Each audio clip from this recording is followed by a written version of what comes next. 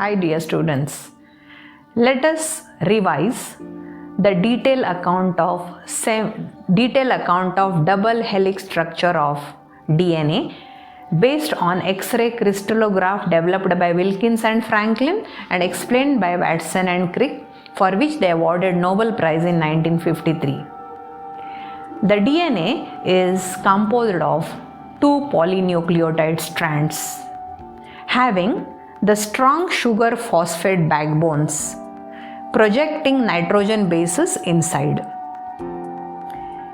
When the two strands arrange, they will always show the specific 5' and 3' end and opposite side 3' to 5'. So anti-parallel means one strand of DNA is showing the direction from 5' to 3'. Yesterday I already explained you why we call 5' and 3', and the opposite strand is opposite from 3' to 5'. When these two strands face their nitrogen bases in front of each other, they start developing hydrogen bonds, where adenine with thymine forming a pair developing two hydrogen bonds. Guanine with cytosine join forming a pair developing three hydrogen bonds, and vice versa, that is cytosine with guanine and thymine with adenine. Thus the DNA representing ladder-like structure. It coils towards right hand side.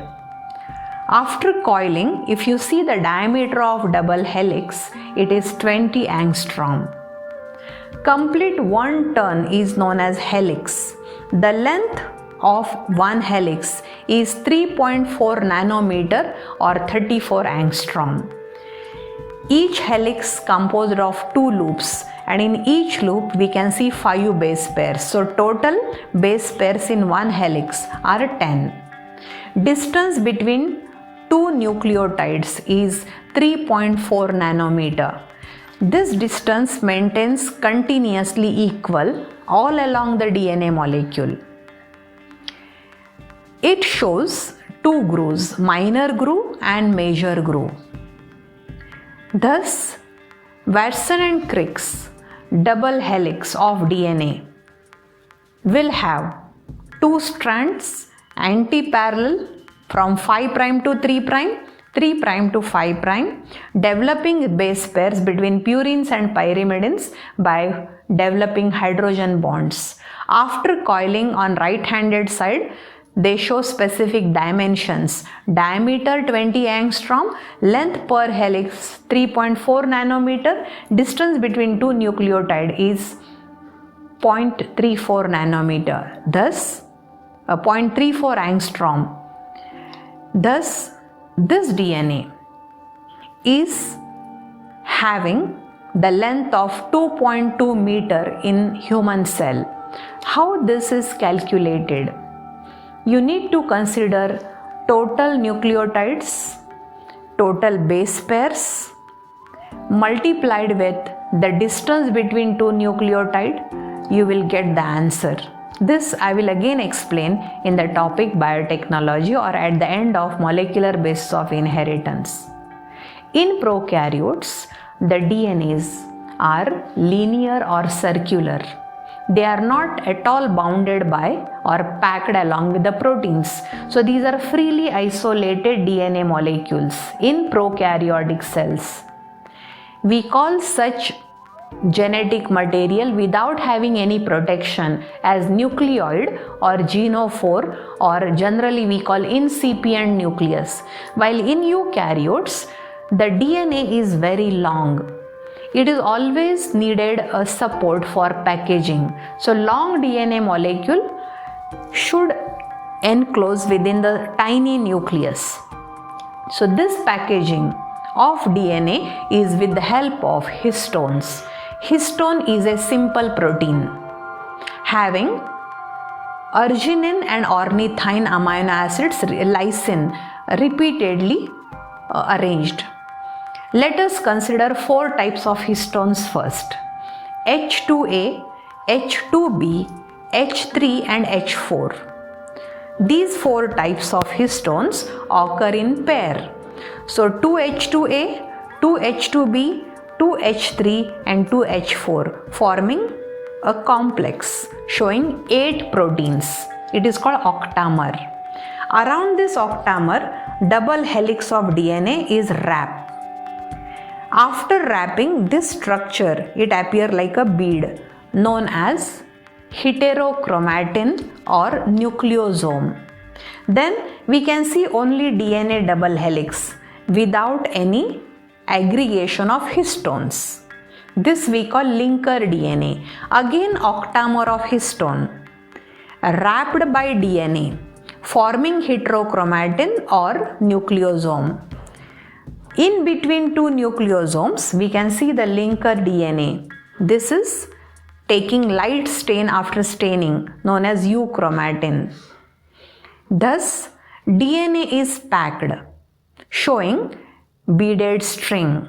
So if you imagine beads and the thread, beads are together with the thread and this thread is nothing but the DNA having a support of octamers of histones. So in eukaryote, the DNA showing beaded appearance as it is supported by histone octamers. When you give stain, we can see two patches on DNA. One dark colored due to proteins and another patch of light color because proteins are absent here. So on staining, we can see light and dark bands on this beaded string.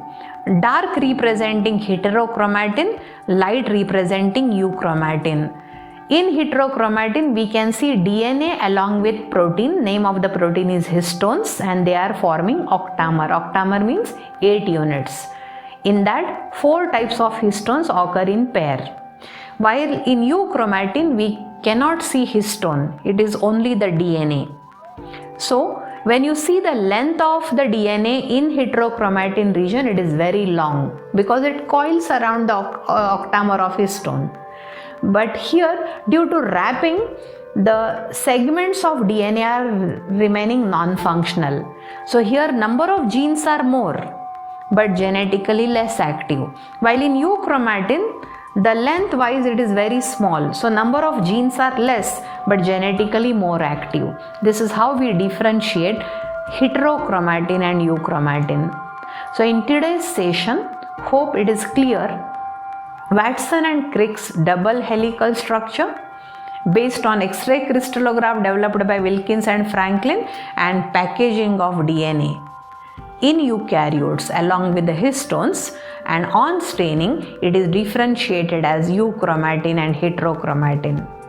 In next session we are learning how the DNA is proved as genetic material, how DNA replicates to maintain its number.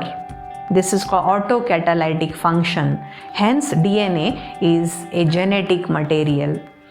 To regulate metabolism, this DNA produces RNA, and RNA will help in polymerizing amino acids into protein.